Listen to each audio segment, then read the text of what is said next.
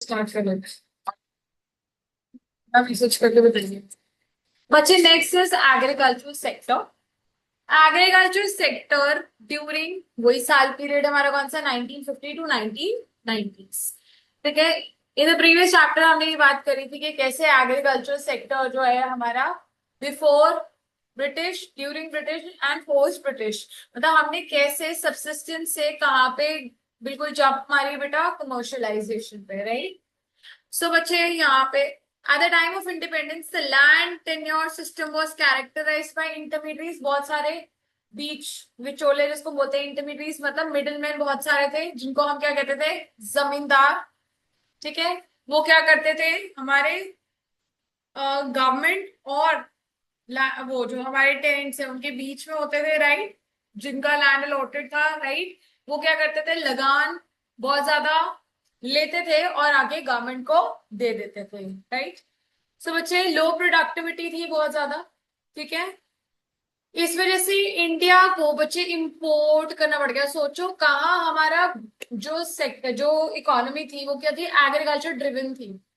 हम अपने लिए बढ़िया सबसिस्टेंस, याद है ना, सबसिस्टेंस फार्मिंग थी हमारी, we use to produce for our own consumption. अब यहाँ पे क्या हो रहा था, इतना बुरा हाल हो चुका था कि हमें इंपोर्ट करने पड़ रहे थे food grains from US, United states. Agriculture की वही वर्कफोर्स हमारी आधे से ज्यादा वहीं पे थी, 70 to 75, जिसको मैंने कहा था 2/3 भी कह सकते हो, 3/4 भी कह सकते हो, एक ही बात है।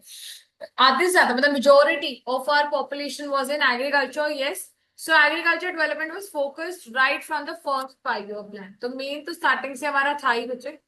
फीचर्स ऑफ एग्रीकल्चर, फर्स्ट वही बात है, याद है, लो प्रोडक्टिविटी थी। लो प्रोडक्टिविटी मींस जितना प्रोड्यूस होना चाहिए था उतना प्रोड्यूस नहीं हो रहा था। व्हाई? बिकॉज ब्रिटिशर्स जो है कैश क्रॉप्स के ही पीछे पड़े हुए थे, और कैश क्रॉप्स जो है फर्टिलिटी ऑफ द लैंड को खराब करते थे। वो क्या करते थे, बहुत ज्यादा न्यूट्रिएंट्स खींच लेते थे, और हमारे को क्रॉप रोटेशन भी अलाउड नहीं थी। इरिगेशन फैसिलिटीज में वो इन्वेस्ट करना नहीं चाहते थे। कार्तिक अब यही हो, समझ आ रहा है। तो बच्चे क्या हो रहा था, हमारी प्रोडक्टिविटी जो थी लैंड की वो क्या थी, बहुत कम थी। So Indian agriculture was low known for low productivity, lack of knowledge and was responsible for stagnation of this sector. एक तो पहली बात है, हम क्रॉप रोटेशन नहीं कर पा रहे थे, इरिगेशन फैसिलिटीज नहीं थी, मतलब हमारे को नॉलेज नहीं थी, है ना। इस वजह से हमारा एग्रीकल्चर सेक्टर क्या था, स्टैग्नेंट था और लो प्रोडक्टिव था। Okay, number one. दूसरा, डिसगाइज्ड अनएम्प्लॉयमेंट। डिसगाइज्ड अनएम्प्लॉयमेंट का मतलब होता है कि आप काम कहने को काम कर रहे हो पर आप वेले बैठे हो।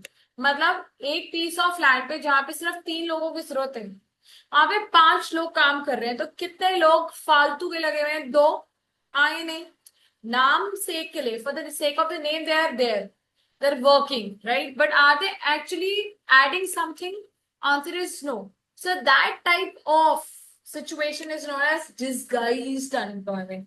डिसगाइज्ड अनएम्प्लॉयमेंट का मतलब है जितने रिक्वायर्ड है उससे ज्यादा लोग काम कर रहे हैं और वो कुछ भी एक्स्ट्रा ऐड नहीं कर रहे हैं। So it refers to the state in which more people are engaged in work than they are really needed. There was high incidence of disguised unemployment in the sector during 1950s and 1990s. ठीक है, इस time period में बहुत ज्यादा high unemployment थी, disguised unemployment. ठीक है। High dependency on rainfall, irrigation system था नहीं हमारा, सिर्फ किसके ऊपर डिपेंडेंट थे, रेनफॉल के ऊपर। अगर मॉनसून बहुत ज्यादा आ जाता था तो फ्लड्स का डर होता था, नहीं आता तो सूखेगा डर लगता था, right. So due to poor agriculture techniques farmers depended largely on rainfall. There was minimum growth of this sector in the year that receives the least rainfall। तो इस वजह से बच्चे जिस दिन रेनफॉल कम होती थी जिस साल में, उस टाइम पे एग्रीकल्चर की प्रोडक्शन भी क्या होती थी सबीरा, बहुत कम होती थी। तो 3 पॉइंट समझ आए। पहला क्या है, लो प्रोडक्टिविटी। दूसरा क्या है, डिसगाइज्ड अनएम्प्लॉयमेंट। तीसरा क्या है, high dependence on rainfall. Fourth, subsistence farming. बच्चे सबसिस्टेंस फार्मिंग क्या था, अपने खुद के लिए ही प्रोड्यूस करना, मार्केट के लिए नहीं, जो हमने खाना है वो प्रोड्यूस कर रहे हैं। So it is the practice of growing crops for own use without any surplus for trade. मतलब हम सब कुछ जो भी बना रहे हैं खुद खा रहे हैं, हम बाहर कुछ भी एक्सपोर्ट नहीं कर रहे हैं। There were also high incidents of subsistence farming immediately after independence. Why? Because हमारे पास शॉर्टेज हो गई थी फूड क्रॉप्स की। अभी पढ़ा ना बच्चे। क्या हो रहा था, ज्यादातर जब ब्रिटिश एरा था हम कैश क्रॉप्स प्रोड्यूस करके बाहर एक्सपोर्ट्स कर रहे थे। ठीक है, अपने लिए कुछ रखा नहीं, मिला नहीं कल को, और एग्रीकल्चर की प्रोडक्टिविटी भी बहुत ज्यादा लो हो गई। कार्तिक आपको समझ आ रहा है? अब जब ब्रिटिश को हटा भी दिया हमने, तब भी हमारे पास कुछ अपने लिए बचा ही नहीं। तो जितना भी प्रोड्यूस हो रहा था वो हम क्या कर रहे थे, सिर्फ कंज्यूम कर रहे थे। Okay. Six, conflicts between tenants and landlords. बच्चे अगेन, टेनेंट्स कौन थे? पेजेंट्स और the tillers of the soil. और जो हमारे जमींदार थे वो कौन थे? लैंडलॉर्ड्स। अब इनके बीच में लड़ाई थी किस चीज की? लगान को लेके। ठीक है। Farmers were often a part of the critical contract that bound them to the landlords. अब they had to pay लगान to the landlords, चाहे उनके पास पैसा था चाहे नहीं था। Landlords used to extract huge amount of interest from the farmers and deprive them of their necessities. तो जो basic requirements थी बेचारे टिलर्स को वो भी नहीं मिल रही थी। समझ आ रहे हैं?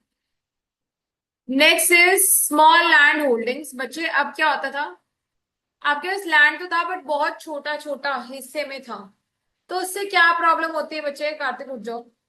उससे क्या प्रॉब्लम है? क्या आप ढंग से प्रोडक्शन जितनी चाहते हो उतनी कर पाते थे, कि थोड़ी जगह पे अब थोड़ी होगी, प्रोडक्टिविटी भी कमी होगी, हाँ या नहीं? So, which most of the land holdings of the farmer were very small.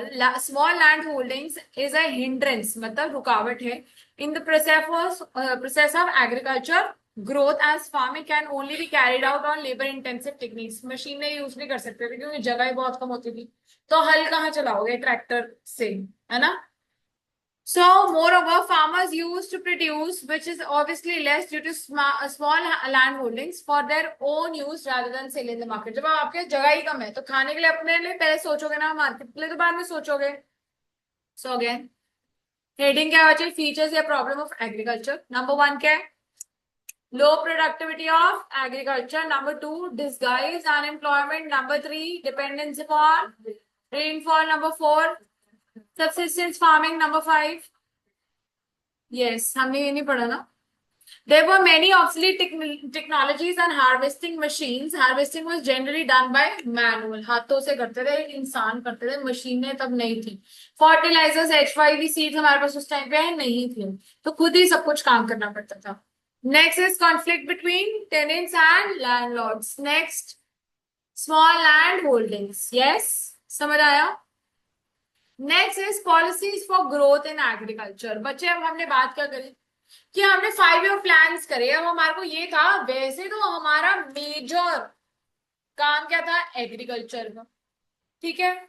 जैसे ही हम इंडिपेंडेंट हुए हमारे पास खुद के लिए ही कुछ नहीं था, बल्कि हमें इंपोर्ट करना पड़ता था। जो हम उगाते भी थे वो हम खुद के लिए खाते थे। परेशानी वाला काम था कि नहीं था? तो हमारे जो फर्स्ट 5 ईयर प्लान्स थे उसमें मेन फोकस हमारा किसके ऊपर था? एग्रीकल्चर पे। ठीक है। सो यहाँ पे हमारे पास दो चीजें लर्न करने वाली है। क्या क्या आई? Land reforms and second, green revolution. ठीक है। सो बच्चे, the measures taken to promote the growth can be broadly classified as land reforms and green revolution. तो land reform very important, can be asked separately, अलग से आ जाते हैं कि institutional या फिर लैंड रिफॉर्म्स समझाओ। तो लैंड रिफॉर्म्स का मतलब है चेंज। लैंड होल्डिंग मतलब आपके पास जितना लैंड है, किसी के पास कितना लैंड है, गवर्नमेंट ने कहा छोड़ो, let me do it myself, I will tell you कि किस तरह का लैंड किसके पास रहने वाली। ठीक है। सो बच्चे, land reforms have been introduced. यहाँ पे सबसे पहले क्या था? There was a great need for land reform in country like India, where the major population is still dependent upon agriculture. Land reforms were required to bring about equity. तो बच्चे सबसे पहली चीज तो क्या था? इंटरमीडिएट जमींदारों को काट दिया इन्होंने सिस्टम से। इन्होंने कहा निकलो।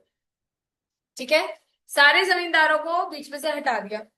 जो स्मॉल एंड फ्रैगमेंटेड, स्मॉल मतलब छोटी और फ्रैगमेंटेड मतलब बिखरी हुई दूर दूर तक जो लैंड होल्डिंग्स थी उसको इकट्ठे कर दिया।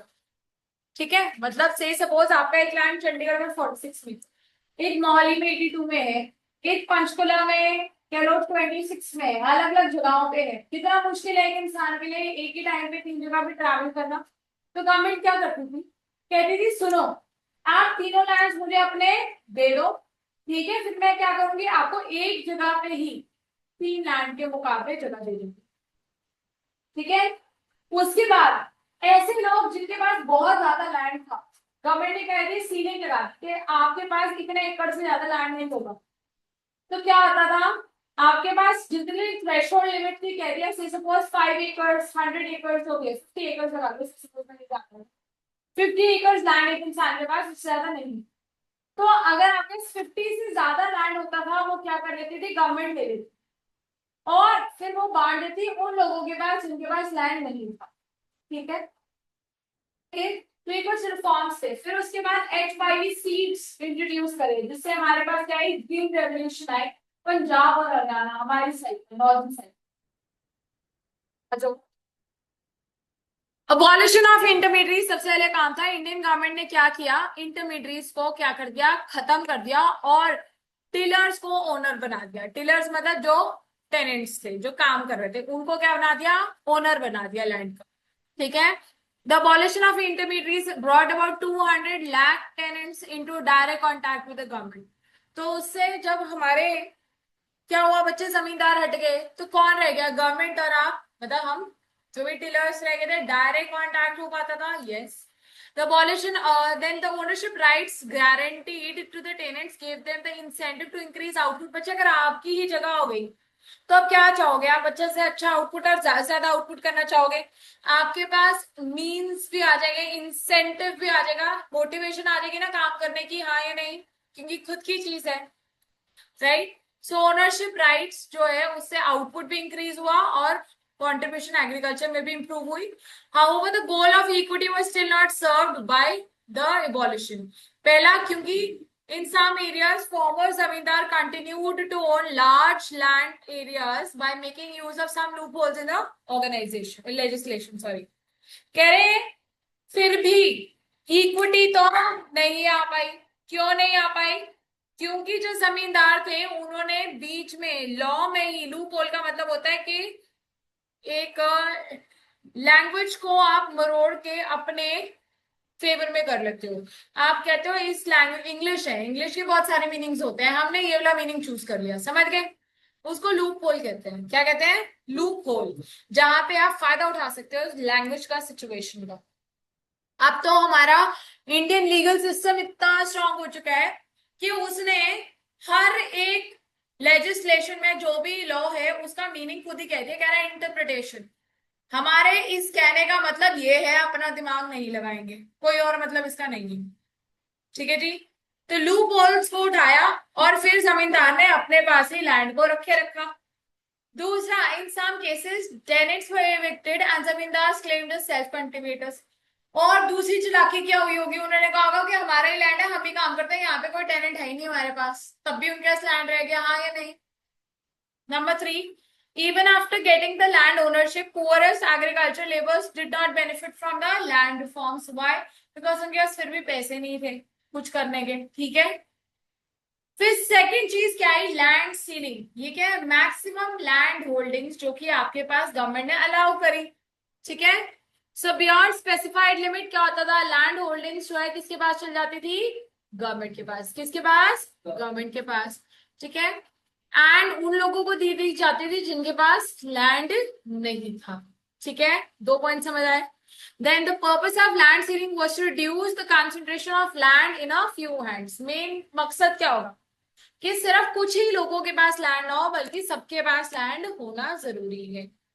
Next, land ceiling help to promote equity in the agriculture sector. Agriculture sector में इससे क्या होगा, आपके पास, सबके पास, हर एक के पास एक जितना लैंड होगा, तो क्या सारे इकट्ठे ग्रो करेंगे, यस।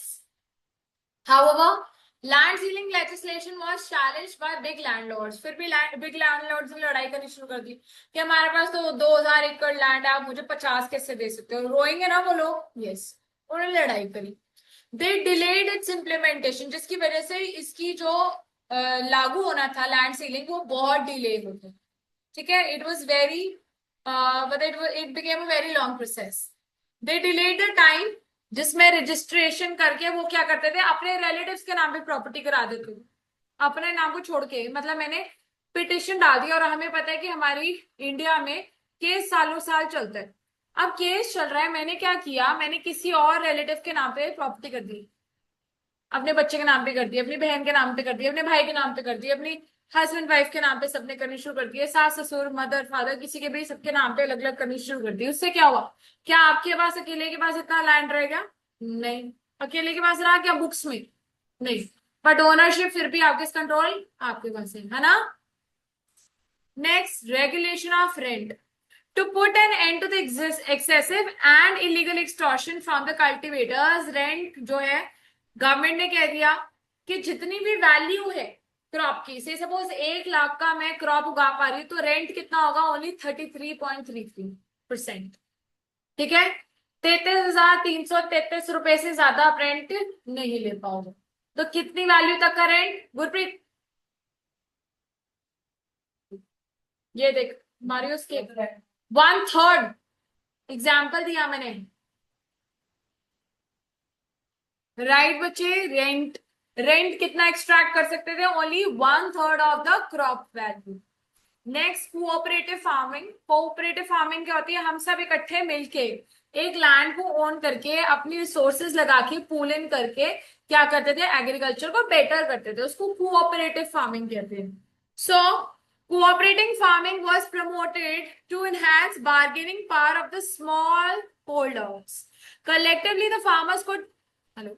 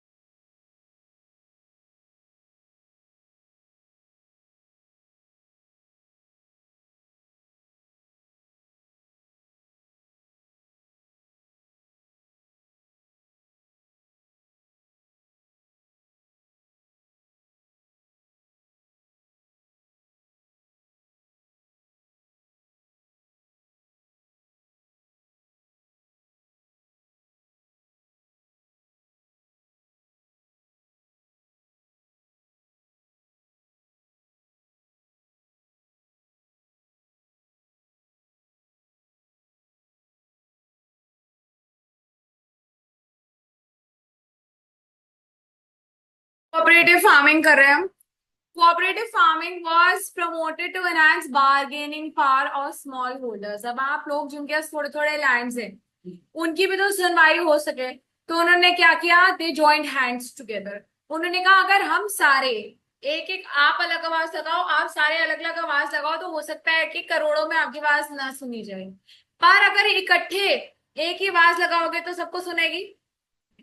तो बार्गेनिंग पावर को इंप्रूव कर दिया गया इससे। ठीक है, collectively the farmers could bye inputs at a lower price. जब आप सारे इकट्ठे बैठ जाओगे, आप कहोगे हम इससे ज्यादा में खरीदेंगे नहीं, तो क्या होगा?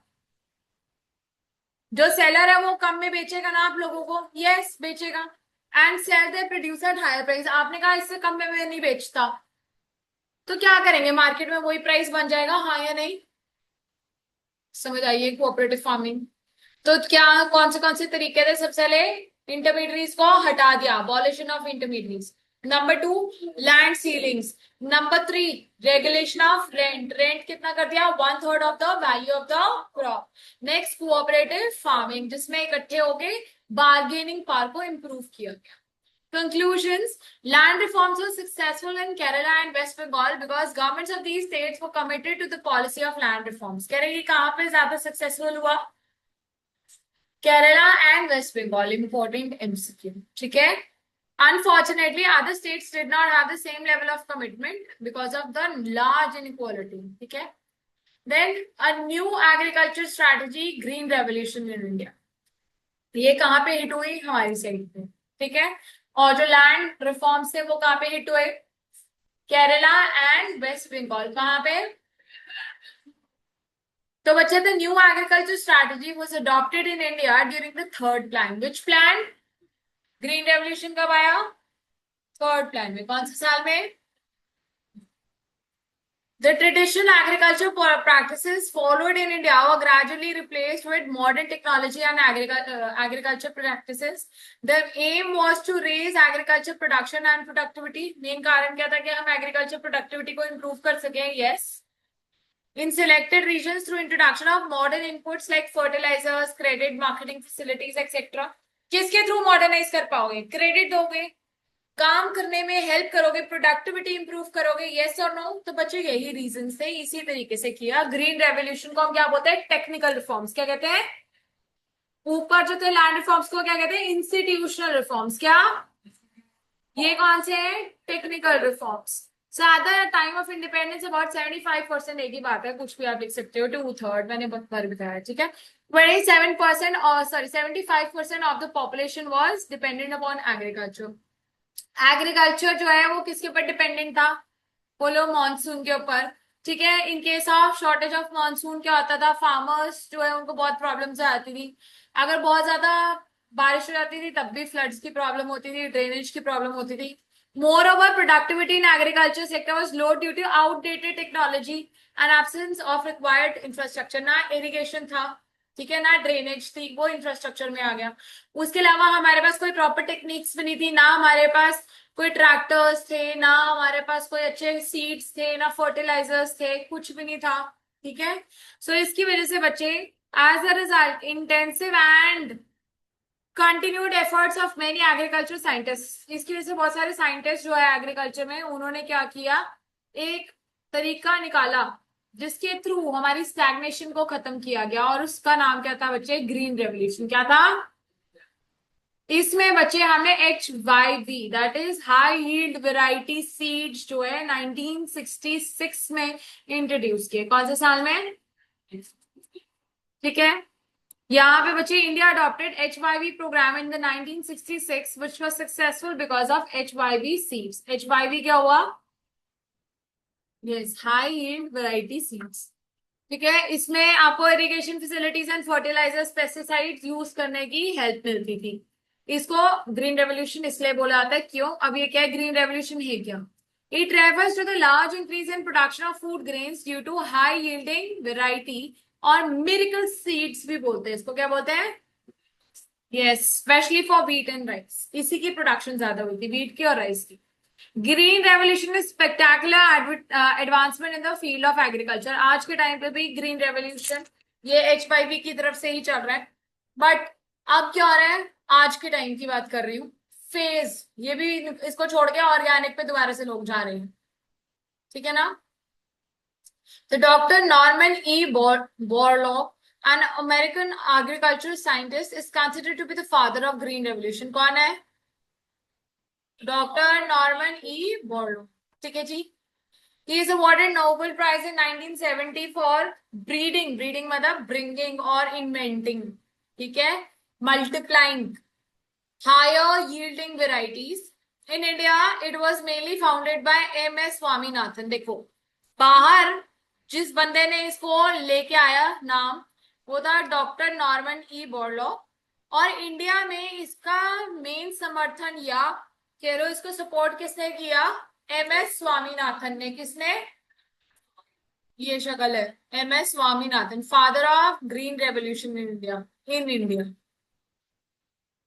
Indian economy experienced the success of Green Revolution in two phases. First phase, mid-60s to 70s, the use of HYV seeds was restricted more to affluent states like Punjab, Andhra Pradesh, Tamil Nadu, etc.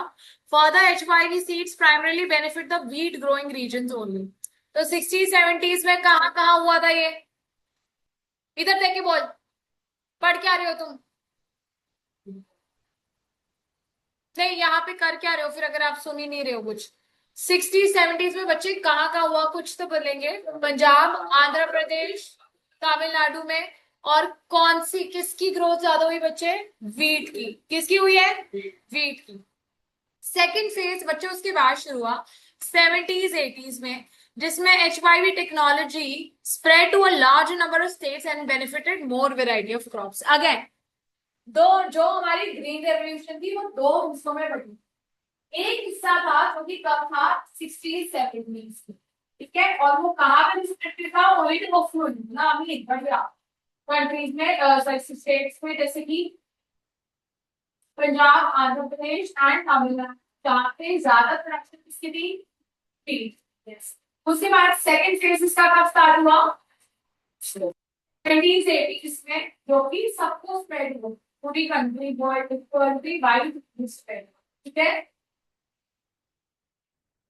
Important effects of green revolution, number one, attaining marketable surplus। बच्चे पहले क्या हो रहा था, हम अपने लिए मुश्किल से प्रोड्यूस कर पा रहे थे, अब हम इतना प्रोड्यूस कर पा रहे थे कि अपने खाने के बाद भी हमारे पास बहुत ज्यादा बच रहा था, जो कि हम मार्केट में बेच सकते थे। तो एक्स्ट्रा जो हम मार्केट में बेच सकते हैं उसको हम क्या बोल देते हैं, मार्केटेबल सरप्लस। क्या कहेंगे, so green revolution resulted in marketable surplus। Marketable surplus or marketed surplus refers to that part of agriculture produce which is sold in the market by farmers after meeting their own consumption requirement। अपना खाने के लिए रख लो, उसके बाद जो बचा वो सारा क्या है, मार्केटेबल सरप्लस है, मार्केट में बेच। ठीक है। Growth in agriculture output makes a difference to the economy only when large portion of this increase is sold in the market। फायदा कब होगा, जब हम जितना एक्स्ट्रा प्रोड्यूस किया ज्यादा से ज्यादा मार्केट में बेच सके, तभी फायदा होगा ना। yes or no? Fortunately, a good proportion of rice and wheat produced in the green revolution period was sold by the farmers in the market। पहला समझ आया, मार्केटेबल सरप्लस। गुरप्रीत समझाओ मार्केटेबल सरप्लस का मतलब क्या है, सिंपल लैंग्वेज में समझा।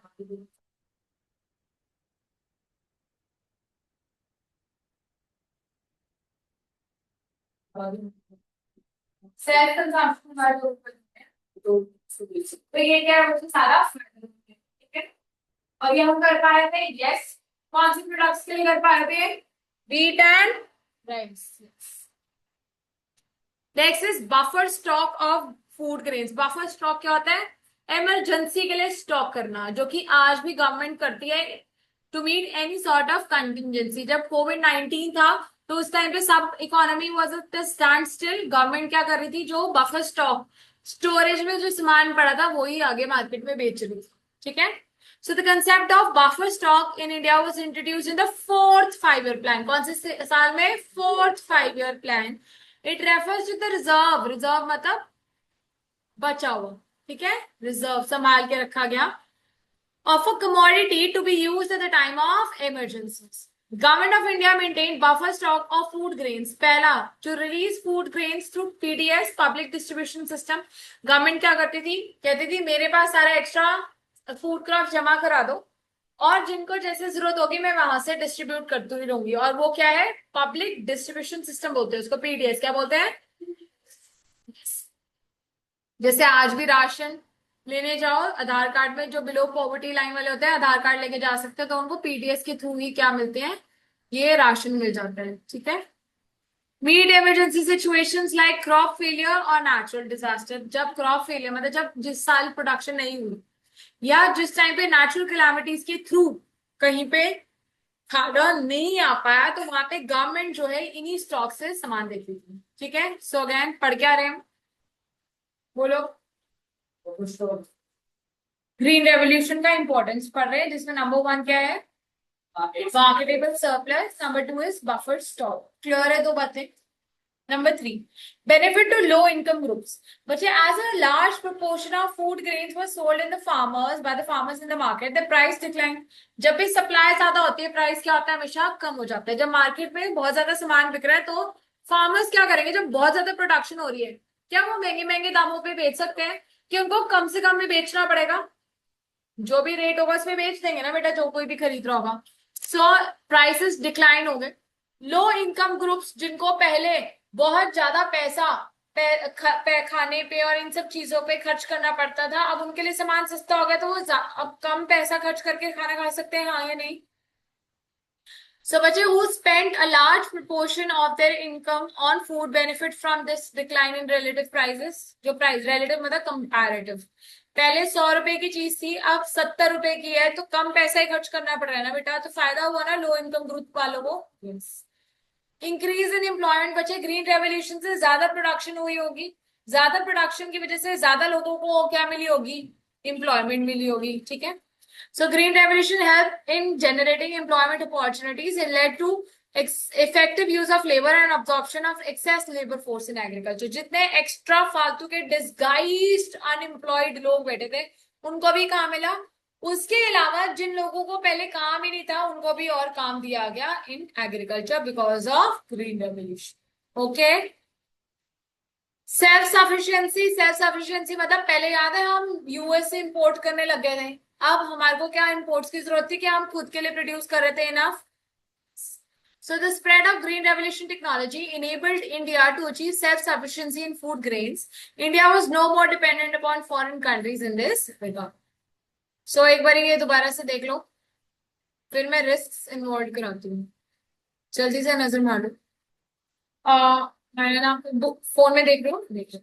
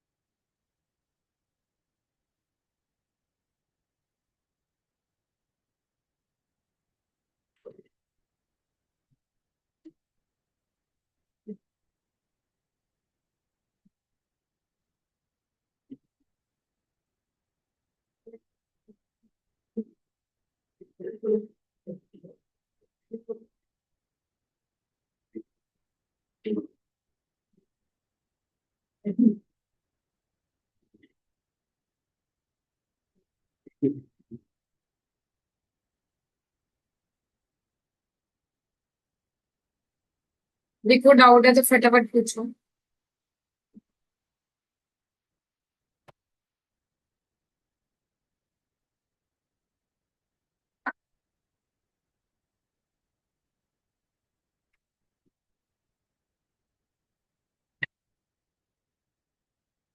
अमीर से तो आपके बीओपी फॉरेक्स रहेगा ना.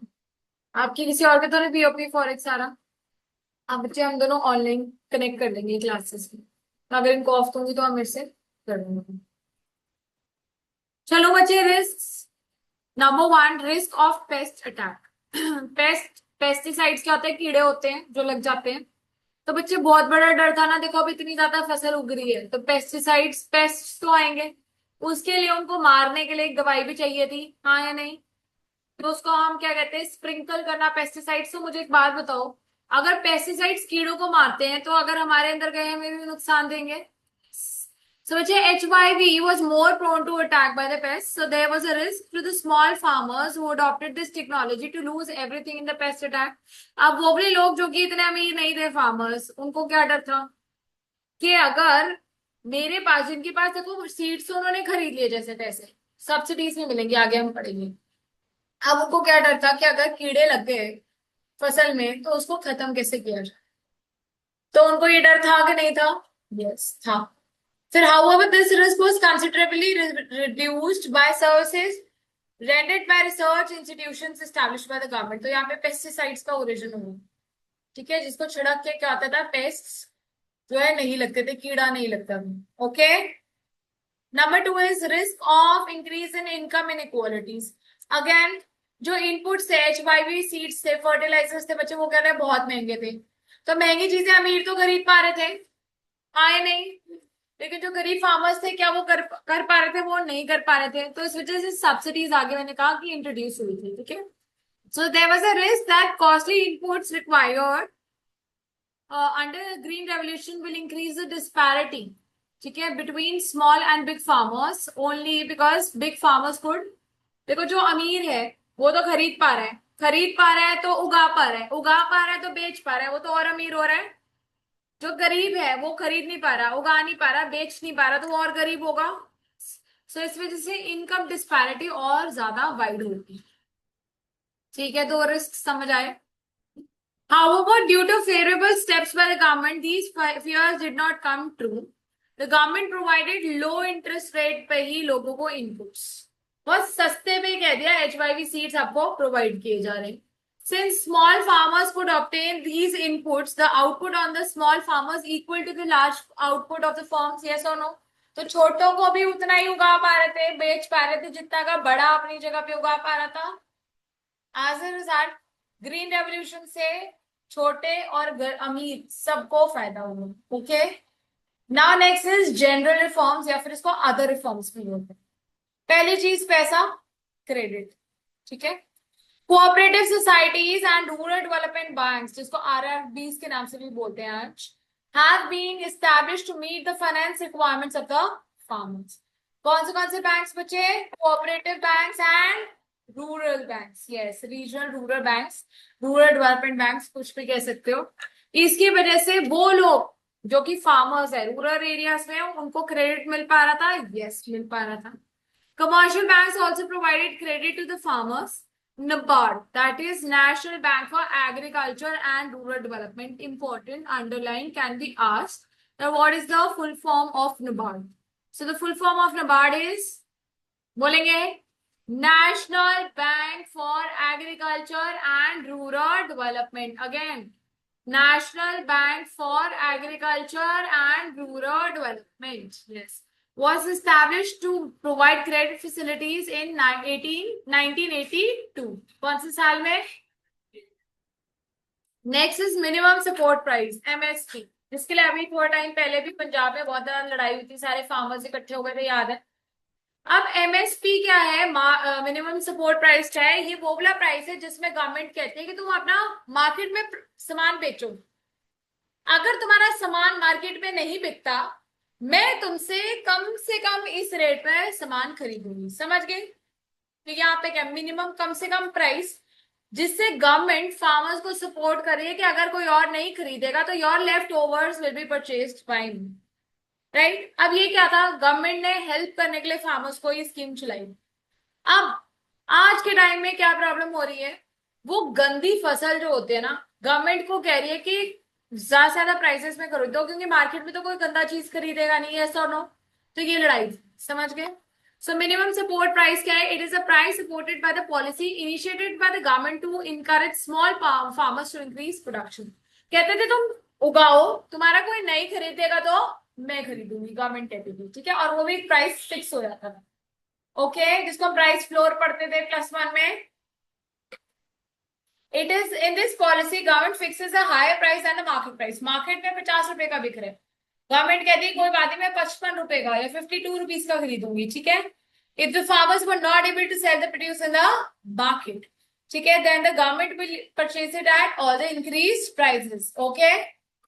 ओके बच्चा. Number 3, organise marketing system. अब इसके बाद बच्चे एक और प्रॉब्लम क्या थी कि कहाँ जाके बेचे, तो मंडियां, मंडी. अब आज के नाम पे ई मंडीज भी है, इलेक्ट्रॉनिक. ठीक है. सो बच्चा, there have been a regulated market being established in all parts of the country. हर एक जगह पे मंडी तो है. हाँ, ये नहीं है, बिल्कुल है. Government has set up market committees which govern these markets and help the farmers get remunerative prices for their products. अब बच्चे सारे इकट्ठे मंडी में बैठे हैं, तो क्या कोई उनसे फायदा उठा के सस्ते में खरीद सकता है? नहीं. They have a very strong bargaining power. एक बार नजर मारो, फिर ये अगला वाला पॉइंट बहुत बहुत इंपॉर्टेंट है, ये समझाऊंगी. एक बार नजर मारो.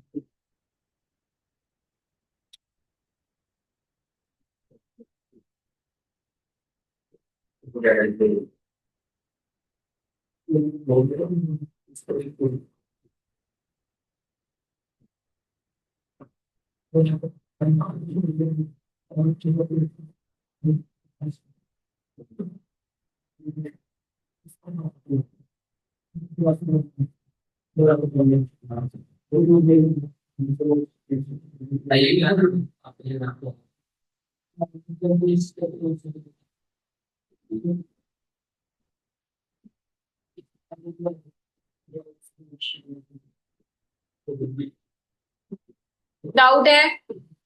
क्यों बातें होती, बड़ा इंटेलिजेंट है ना, सब आता है तुझे।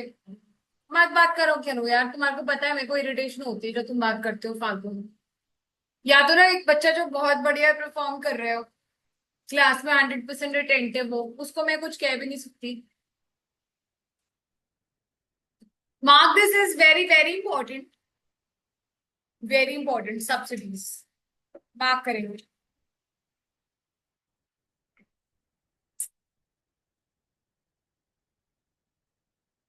बच्चे कह रहे हैं क्या सब्सिडीज एक अच्छी चीज है कि नहीं है, ठीक है, क्या इससे कोई फायदा हो रहा है कि नहीं हो रहा है।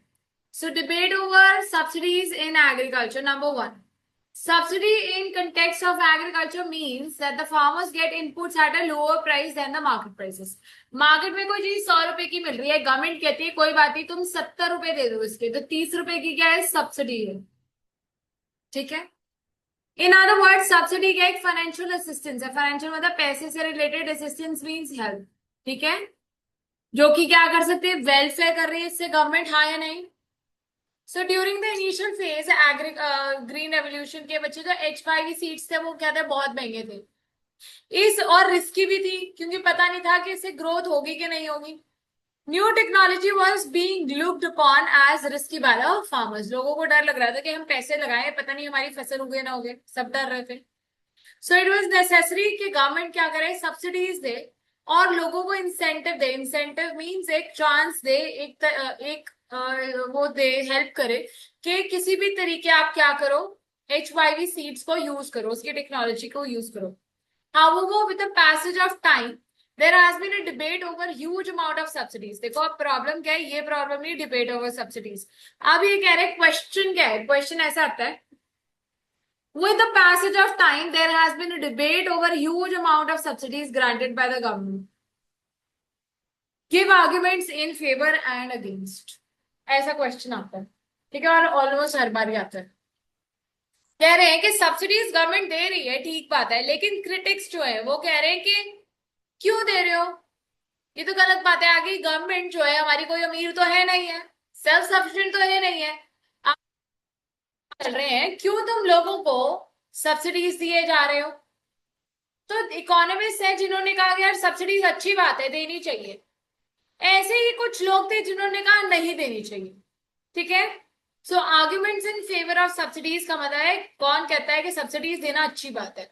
सो कह रहे गवर्नमेंट कह रहे should continue with agriculture subsidies because agriculture India में क्या है, एक रिस्की बिजनेस है। H5 सीड्स का जो है एक रिस्की बिजनेस था, स्टार्टिंग में तो हर कोई डर रहा था ना, पता नहीं फसल उगेगी कि नहीं, इतने महंगे प्रोडक्ट्स हैं, number one. Number two, majority of the farmers were very poor, ठीक है, and they were not able to afford the inputs. तो एक बार कहा कि चलो किक स्टार्ट तो कराना चाहिए था ना, सब्सिडीज की बिना वो नहीं खरीद पाएंगे। Number three, eliminating subsidies will increase the income inequality. तो जो अमीर है वो खरीद के और बेचेंगे और अमीर होंगे, जो बेचारे गरीब है जिनके पास पैसे नहीं है, जो इनपुट्स नहीं खरीद सकते, वो उगाएंगे नहीं, बेचेंगे नहीं, गरीब और हो जाएंगे, तो इनक्वालिटीज और बढ़ जाएंगी, समझ गए। सो जो लोग कहते थे, इकोनॉमिस्ट कहते थे कि सब्सिडीज देनी चाहिए, वो तीन बातें कर रहे थे। एक तो कहा कि H5 जो है एक रिस्की बिजनेस था। नंबर टू, जो गरीब फार्मर्स थे उनके पास पैसा नहीं था, और अगर गरीब थे तो वो कैसे खरीदेंगे। उन्होंने कहा कि अमीर और गरीब के बीच में गैप और ज्यादा बढ़ जाएगा, ठीक है। So in brief, subsidies in India necessary for poor and small to enable them make use of the modern techniques, ठीक है जी। देन इकोनॉमिस्ट अगेन सब्सिडीज, वो वाले लोग जो कहते थे सब्सिडीज नहीं देनी चाहिए, पहली बात। कुछ इकोनॉमिस्ट ने कहा कि सब्सिडी जो है गवर्नमेंट इसलिए दी सिर्फ कि न्यू थी तब टेक्नोलॉजी H5 की, लेकिन जब टेक्नोलॉजी एक्सेप्ट हो गई, हर कोई यूज करने लग गया, उसका डर खत्म हो गया कि वो खराब है, अब तो रुक जाना चाहिए गवर्नमेंट को, हाँ या नहीं। दूसरा, सब्सिडी सिर्फ पुअर और स्मॉल फार्मर्स को नहीं बल्कि पूरी की पूरी इंडस्ट्री को बेनिफिट कर रहा था, मतलब जो अमीर थे उनको भी ये बेनिफिट मिल रहा था, जो बड़े फार्मर्स थे। तो कह रहे हैं उसमें फिर फायदा क्या हुआ? गरीबों की हेल्प करो तो समझ आता है, अमीरों की क्यों क्यों कर रहे हो तुम? ये तो सिर्फ गवर्नमेंट के ऊपर फालतू का खर्चा है। So बच्चे, these therefore these there is no case for continuing subsidies as it is not going to benefit the target group as it is a huge burden on the government finances. समझ आया? Read करेंगे, very important है ये, 4 number का आ जाता है paper में, 3 से 4 नंबर में।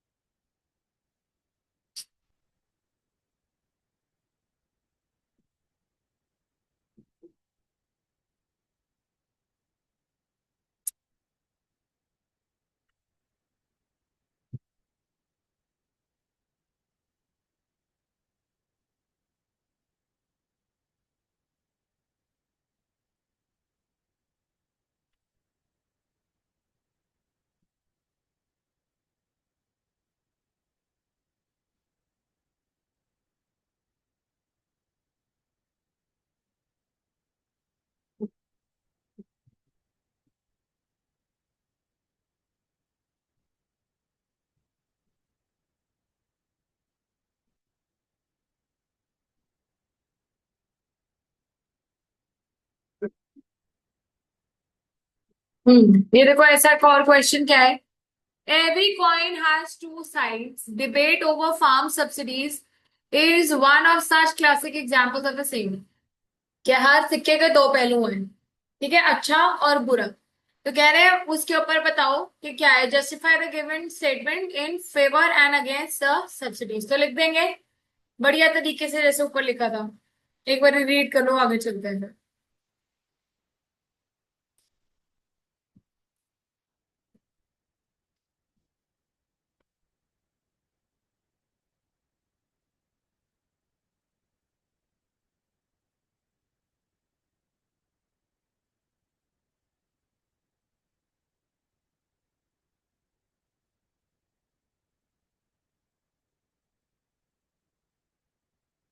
नेक्स्ट कराओ।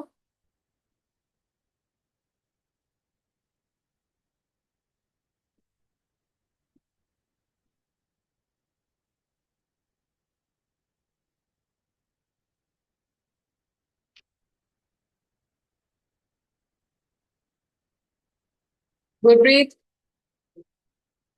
कर लो।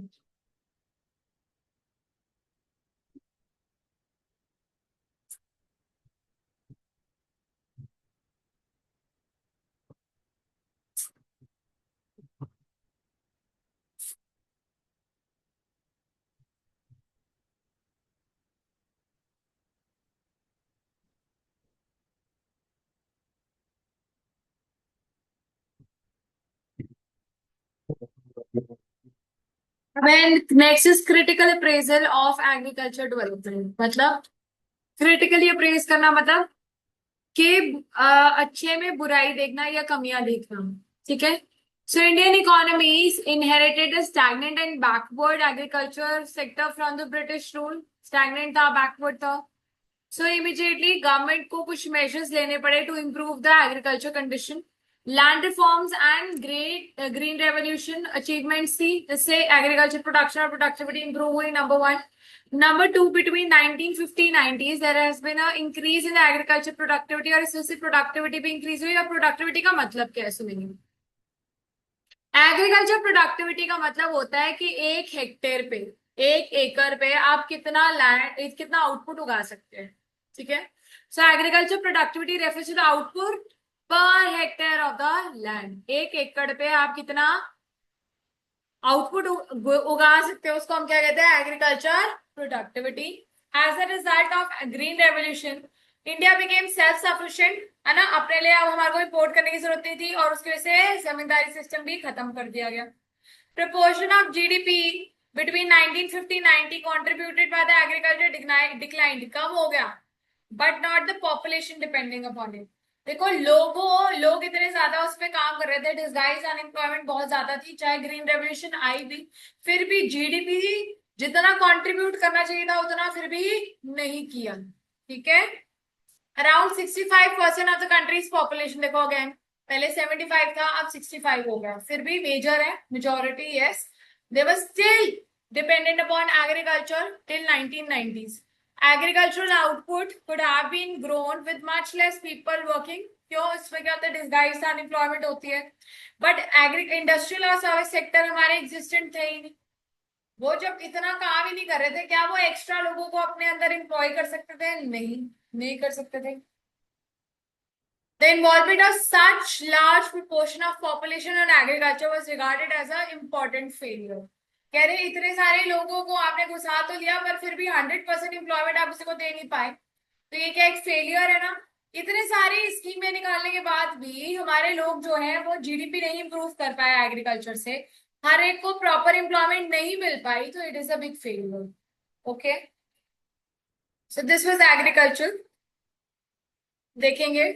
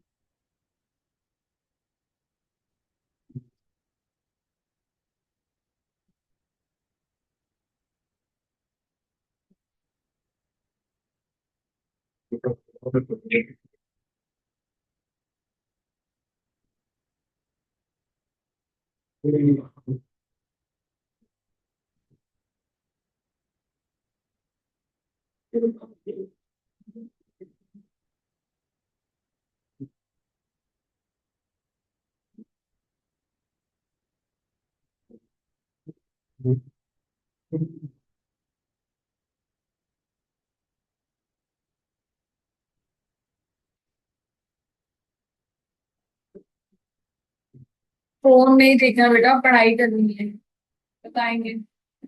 हो गया है, करूँ आगे इंडस्ट्रियल डेवलपमेंट। बच्चे, developing countries like India can progress only when बहुत सारा बढ़िया इंडस्ट्रियल एरिया हो, लोगों को एम्प्लॉयमेंट मिले। हाँ जी, ठीक है। Industries provide employment which is more stable than employment in agriculture. Industries में जो लोग काम करेंगे बच्चे, that is more dependent than agriculture. उसमें तो डर है ना, एग्रीकल्चर में तो आज काम है कल नहीं है। तो लेकिन जो इंडस्ट्रीज है उसमें क्या है, अगर आपका काम है आप कर रहे हो, तो आप आगे भी काम करते रहोगे। It is much more formal. Yes और नो? इंडस्ट्रियलाइजेशन जो है मॉडर्नाइजेशन एंड ओवरऑल प्रोस्पेरिटी भी इंप्रूव करती है। कैसे modernisation? New techniques of production आती है। New techniques of production, more employment, more income, more prosperity, high standard of living. Yes और no? So at the time of independence variety of industries were very limited. सिर्फ cotton textile industry और jute industries थी, ठीक है। Only two well managed iron and steel country firm थी। एक कहाँ थी? जमशेदपुर में, और दूसरी कहाँ थी? कोलकाता में। तो ये अपने नोट्स में अंडरलाइन करेंगे, ठीक है। So cotton and textile industries थी एक, उसमें से आयरन एंड स्टील इंडस्ट्रीज थी। आयरन एंड स्टील एक जमशेदपुर में थी और दूसरी कोलकाता में थी, ठीक है। Then role of public sector in agricultural growth and development. सच्चे सबसे पहले बच्चे कह रहे पब्लिक सेक्टर की जरूरत क्या थी। सबसे पहले तो क्या प्राइवेट लोगों के पास इतना पैसा था? नहीं था, क्योंकि तब तो हम न्यू न्यू इंडिपेंडेंस ली थी हमने। तो कह रहे लोगों के पास, प्राइवेट लोगों के पास, प्राइवेट सेक्टर के पास पैसा ही नहीं था। जब पैसा ही नहीं था तो पैसा कौन लगाएगा? ठीक है, तो shortage of capital with the private sector, private entrepreneurs did not have the capital, capital मतलब पैसा, to make investment. Therefore, the development of the Indian economy at the time of independence, Tatas and Birlas सिर्फ दो private बढ़िया अमीर entrepreneurs थे, ठीक है, जिसकी वजह से गवर्नमेंट ने क्या करा, उनकी कंपनियों में इन्वेस्टमेंट करी और बिजनेस को स्टार्ट किया through PSUs, that is public sector undertakings. Public sector undertakings क्या है? जिसमें गवर्नमेंट का 26%, 26% इन्वेस्टमेंट होती है, बाकी प्राइवेट लोगों की होती है। ठीक है, तो टाटा बिरला, क्योंकि उस टाइम में टिस्को थी, बहुत बड़े नाम की टाटा की कंपनी। ठीक है, तो टिस्को में गवर्नमेंट ने क्या करी, इन्वेस्टमेंट करी और उसको पीएसयू जो है करार दिया। Okay, second, lack of incentive for private sectors. बच्चे जो इंडियन मार्केट थी उसमें इंडस्ट्रियलाइज्ड जगह तो थी नहीं, है ना। Private industrialist take major products, उनको कैपिटल चाहिए थी प्रोजेक्ट्स के लिए, ठीक है, जिस वजह से हमारे पास साइज ऑफ मार्केट भी बहुत स्मॉल था और इंडस्ट्रियल गुड्स की भी डिमांड इतनी नहीं थी। लोग खादी, जूट, ठीक है, कॉटन, इन सब के ऊपर ज्यादा डिपेंडेंट थे, क्योंकि उनको उस टाइम पे एकदम से देश भावना जागी थी, इंडिजिनियस गुड्स, समझ रहे हैं। और हमारे पास इतनी मशीनें तो थी नहीं कि हम बहुत अच्छा कुछ बना पाते, ऑलरेडी लोग बहुत डरे हुए थे, ठीक है। So they were dependent upon less industrialised goods. Number two, objective of social welfare. बच्चे objective of equity and social welfare of the government जो है वो कैसे हो सकता था? जब इंडस्ट्रियलाइजेशन मतलब इंडस्ट्रीज मार्केट में इंप्रूव की जाए। एज अ रिजल्ट स्टेट को क्या हुआ, स्टेट मतलब government had to complete control of the industries that were vital, important for the economy. ठीक है, policies of the private sector had to be complementary to those of public, with public sector leading that way. तो कह रहे अगर एक आधा कोई private sector में कंपनी थी भी तो वो किसके पीछे पीछे चलती थी? जो पब्लिक सेक्टर करता था, बिल्कुल सेम वैसे ही करते थे। तो बहुत आगे हम पढ़ेंगे, बहुत रिस्ट्रिक्शंस भी थे। सो आप पहले लर्न कर लेते, role of public sector in industrial development. Number one, क्योंकि प्राइवेट लोगों के पास शॉर्टेज कम थी तो किसको इन्वेस्टमेंट करनी पड़ी? स्टेट को या गवर्नमेंट को, किस फॉर्म में? पीएसयूज के फॉर्म में। Number two, lack of incentive from private sector, private sector के पास ना मार्केट थी, ठीक है, ना ही डिमांड थी गुड्स की, तो वो क्या नई मशीनें लगा के काम शुरू करते? तो कौन करता? गवर्नमेंट ही करती। नंबर थ्री, गवर्नमेंट ने क्या कहा? सोशल वेलफेयर करूंगी मैं, ठीक है। सोशल वेलफेयर कैसे होगा? अगर स्टेट काम करती, स्टेट मतलब गवर्नमेंट काम करती, कुछ दो चार प्राइवेट इंडिविजुअल्स या कंपनीज जो थी वो किसकी तरह काम कर रही थी? अगेन बोलो सुबीरा, लाइक द स्टेट और द गवर्नमेंट। क्लियर है? आए नहीं? फीचर्स अगेन वही है, हमारा मेन फोकस किसके ऊपर था? सेल्फ सफिशिएंसी या फिर इंपोर्ट सब्स्टिट्यूशन, ये तो मेजर गोल्स में हमने पढ़ा ही है, ठीक है। प्रायोरिटी क्या थी कि हमें इंपोर्टेड गुड्स नहीं रिलाई करना, हमें अपना ही गुड्स जो है बनाने हैं, ठीक है। और बच्चे as far as possible domestic industry was to be protected, protection was offered. कैसे प्रोडक्शन करोगे? हाई टैक्सेस लगा देते थे इंपोर्ट्स पे, जो बाहर से सामान आता था ना उसके ऊपर बहुत ह्यूज टैक्सेस लगा देते थे। तो अगर टैक्स लगाएंगे तो कोई चीज जो 100 रुपए की है उसके ऊपर 100 रुपए टैक्स लग जाएगा, तो वो कितने की पड़ी? 200 की। क्या आप खरीद सकते हो डबल रेट पे? नहीं। मार्केट में वो हमारे सस्ते में मिल रही थी, तो बाहर से इंपोर्ट्स बिल्कुल ही कंप्लीटली फिनिश हो गई थी। Fixation of import quotas, quotas क्या होता है? देखो, टैक्स होता है टैरिफ, नॉन टैरिफ या नॉन टैक्स क्या होगा कि आपको लिमिटेशन दे दी कि 1000 यूनिट से ज्यादा आप इंडिया में इंपोर्ट नहीं कर सकते। तो दो ही तरीके हैं, ये तो टैक्स ज्यादा लगा दो या फिर कोटेशन या लिमिट्स, कोटास जो है ज्यादा मतलब छोटे कर दो, छोटे कर दो, ठीक है जी, लिमिट्स कम कर दो। सो बच्चे हमारे पास इंडस्ट्रियलाइजेशन की कुछ पॉजिटिव्स और कुछ नेगेटिव इफेक्ट्स थे। पॉजिटिव इफेक्ट क्या थे? इकोनॉमिक ग्रोथ थोड़ी बहुत हुई होगी, स्मॉल स्केल इंडस्ट्रीज जो है वो उगनी शुरू होगी होंगी दोबारा से। यस। सो इंडस्ट्रियल आउटपुट जो है वो क्या हो गया? ग्रो हो गया। 6% एनुअल इंक्रीज इन आउटपुट हुआ, मतलब कि जितना आउटपुट था वो कितने से इंप्रूव हुआ? 6% से। Growth of SSI, that is small scale industries, made a substantial contribution to achieving the growth with social justice. ठीक है। स्मॉल स्केल इंडस्ट्रीज देखो, ह्यूज को तो इन्वेस्ट करने नहीं दे रहे थे, ऑलरेडी डर रहे थे। तो कहा गया कि हर घर में चरखा चलाया जाए, हर छोटी छोटी कंपनीज को इकट्ठी करके बोला कॉटन और जूट की मैन्युफैक्चरिंग करो, हैंडीक्राफ्ट्स को दोबारा से उठाओ। ठीक है। तो स्मॉल स्केल जब बच्चे हर इंसान काम कर रहा होगा तो धीरे धीरे कुछ ना कुछ तो ग्रोथ होगी। कितनी ग्रोथ हुई थी? 6% annual growth. There was a market diversified in the agriculture sector. Then Sunrise Industries in electronics in particular marked its emergence in the domestic economy. उसके बाद बच्चे मार्केट जो है बहुत ज्यादा बड़ी हो गई इंडस्ट्रियल, मतलब हर कोई अलग अलग जगह पे काम कर रहा था। और मेन किसका देखा हमने? सनराइज, मतलब कौन सी इमर्ज होती हुई इंडस्ट्री दिखी? इलेक्ट्रॉनिक्स। ठीक है। Growth of large-scale industries like Rourkela and Balai steel plants projected on the infrastructure shift in the Indian economy. So large-scale industries भी कुछ आई, देखो पहले small scale, then large scale को भी किया गया। कौन सी? Rourkela and Balai steel plants जो है सेटअप हुए थे इस टाइम भी। ये पॉजिटिव्स थे। अगेन पॉजिटिव्स क्या क्या थे? सिग्निफिकेंट राइज दिखा, कितने परसेंट से? 6% in the value of output. Small scale industries भी ग्रो हुई।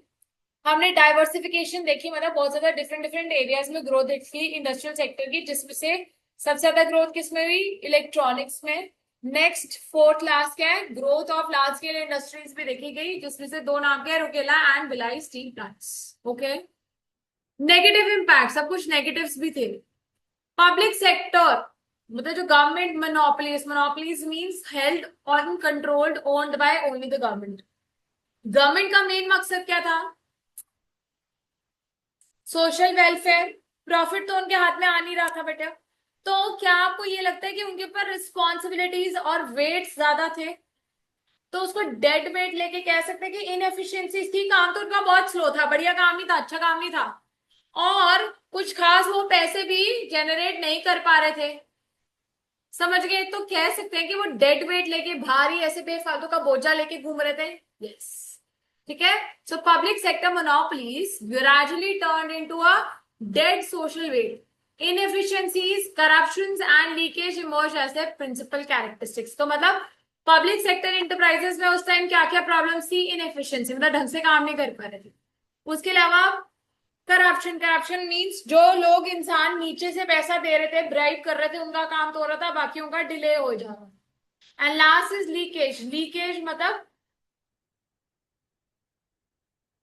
ड्रेनेज। जो सेक्टर था वो पूरा क्या हो रहा था? खत्म हो रहा था, उसमें कोई प्रॉफिट्स नहीं थे, rather they were what? Loss making. Lack of competition, और कंपटीशन में ही था। अकेले गवर्नमेंट है, अगर तुम अकेले ही खड़े हो तो अकेले भाग रहे हो तो फर्स्ट आ सकते हो ना, क्योंकि कोई और है ही नहीं। तो कंपटीशन अगर नहीं होगा, क्या एफिशिएंसी इंप्रूव हो सकती है? कभी लाइफ में नहीं। So lack of competition through promoted domestic entrepreneurs to focus on monopoly control. Growth through competition and diversification could be conveniently avoided. अकेले ही भाग रहे हो तो क्या कंपटीशन होगा? क्या ग्रोथ होगी? नहीं होगी। आराम से चल के भी जाओगे तब भी जीत जाओगे।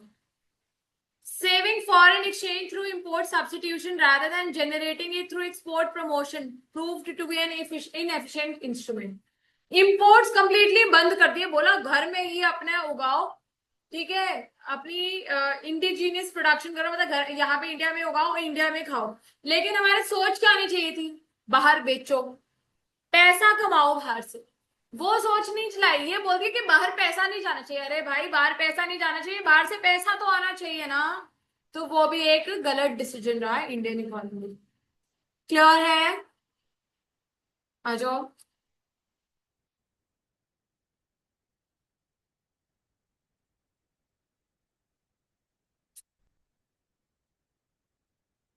ये इसमें नहीं है,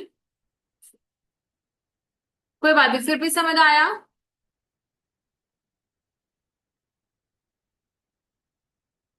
करूँ का इसके साथ ही रुक जाऊं, कंटिन्यू करूं, बोलो। समझ आ रहा है ना? नेक्स्ट इज बच्चे, there was a need for leading role in the PSUs, why? Because वही बात है, तो हमने पढ़ लिया, शॉर्टेज ऑफ कैपिटल, यस और no? Incentive with private, private sector जैसे इंसेंटिव नहीं था और वेलफेयर था। नेक्स्ट, अब हमारा बहुत इंपॉर्टेंट, इंडस्ट्रियल पॉलिसी रेजोल्यूशन कब आई थी बच्चे? आईपीआर 1956 में। कब आई थी? Industrial policy is a comprehensive package of policy measures that covers various issues connected with different industrial enterprises of the country. कैसे एक इंडस्ट्री को इकोनॉमी में फंक्शन करना चाहिए, उसके बारे में रोड मैप किसने दिया होता है? इंडस्ट्रियल पॉलिसी रेजोल्यूशन में। After the industrial policy in the 1948 the Indian company, पहले क्या थी याद है, हमने मार्क करी थी, इंडस्ट्रियल पॉलिसी ऑफ 1948। अब इंडस्ट्री पॉलिसी रेजोल्यूशन कौन सी आई उसके बाद? 1956। The Indian economy had to face a series of economic and political changes which necessitated कि एक न्यू पॉलिसी बनाई जाए। सो इस वजह से सेकंड पॉलिसी 1956 में हमने अडॉप्ट की। फर्स्ट कब थी? 1948 में। उसके बाद कब आई? 1956 में। तो बच्चे, industries as per classification as per 1956, schedule A, B and C, तीन तरह की हमारे पास देखो आई। वही है देखो, पहले 1948 में थी, फिर सेकंड कब आई? 1956 में। इसने तीन तरह में शेड्यूल में बांटा हमारी कंपनीज को, A, B and C. Schedule A was which was exclusively owned by the state, मतलब गवर्नमेंट का कंट्रोल था इन 17 इंडस्ट्रीज पे। कितने में? 17 इंडस्ट्रीज में, जो कि कौन से शेड्यूल में थी? शेड्यूल ए में थी। अब इसमें क्या क्या चीजें थी? Arms, emanations, atomic energy, heavy and core industries like aircraft, oil, railway, shipping, etc. कौन सी थी? Arms, ammunitions, defense, heavy industries, core industries, उसका airways, railways, oils, ये सारे ships, ये सारे कहाँ थे? गवर्नमेंट के अंडर आ रही थी। फिर शेड्यूल बी, शेड्यूल बी में कितनी इंडस्ट्रीज थी? 12। ए में कितनी थी? 17। बी में कितनी है? 12। ठीक है जो कि स्टेट की हेल्प से प्रोग्रेस करी जा सकती है। ठीक है, which could be progressively state owned, मतलब पीएसयूज कह सकते हैं। ठीक है, the state would take initiative of setting up those industries and then private sector will supplement the further efforts. एक बारी के लिए उसको इन्वेस्ट कौन कर रहा था? State government. उसके बाद प्राइवेट सेक्टर, प्राइवेट ओनरशिप थी वहां पे। यहाँ पे कौन सी इंडस्ट्रीज थी? Aluminium, mining industries, machine tools, fertilisers वगैरह। ठीक है, last sector C, schedule C. This schedule consisted of the remaining, जितने रह गए वो सारी कहाँ थी? प्राइवेट के पास। 17 किसके पास थी? गवर्नमेंट के पास, सेक्शन ए। फिर 12 किसके पास थी? State controlled, but they were then given to private sector, schedule B. Schedule C में कौन सी थी? Only private. So state would facilitate and encourage, but they were controlled through licences. अब यहाँ पे भी पूरा 100% फ्रीडम नहीं था, लाइसेंसेस तो फिर भी लेने पड़ते थे। Okay, under the industries development and regulation act 1951। ठीक है, इंडस्ट्रियल लाइसेंसिंग क्या है? एक रिटन लाइसेंस क्या होता है? एक रिटन परमिशन चाहिए होती है गवर्नमेंट से कि क्या हम एक इंडस्ट्रियल यूनिट सेटअप कर सकते हैं टू मैन्युफैक्चर गुड्स और नॉट। तो यही है। The Industrial Development Regulation Act 1951 empowered the government to issue licenses. अब कह रहे हैं लाइसेंस इशू करने की पावर किसके पास थी? गवर्नमेंट के पास। कौन सी एक्ट के तहत थी? 1951 के तहत, जहां पे हमारे पास तीन चीजें थी। गवर्नमेंट न्यू इंडस्ट्री सेटअप कर सकती थी, एग्जिस्टिंग इंडस्ट्रीज को एक्सपैंड कर सकती थी, और डिफरेंट प्रोडक्ट्स में और ज्यादा डाइवर्सिफिकेशन कर सकती थी। ओके, देख लो एक बार, नजर मारो।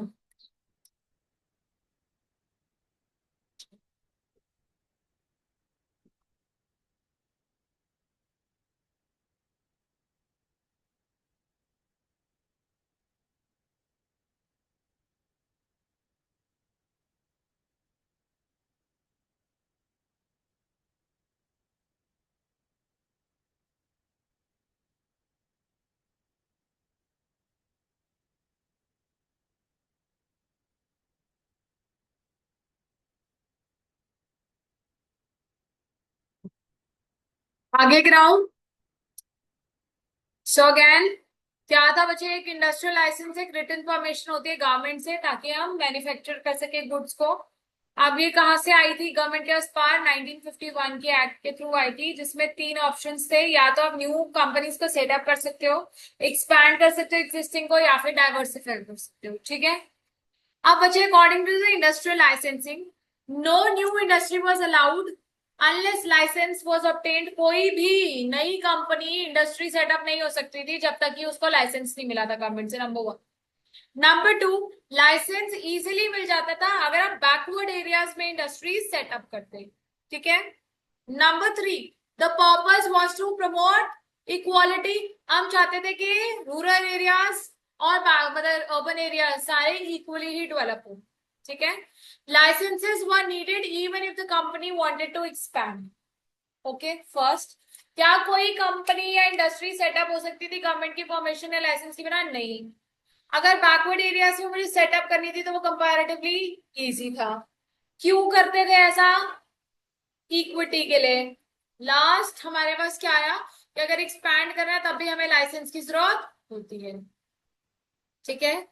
Then small scale industries.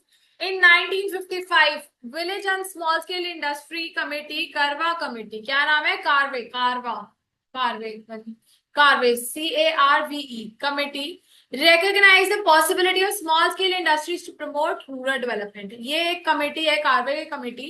इन्होंने कहा कि रूरल एरियाज को आप डेवलप कैसे कर सकते हो, छोटी छोटी इंडस्ट्री सेटअप करके। ठीक है जी।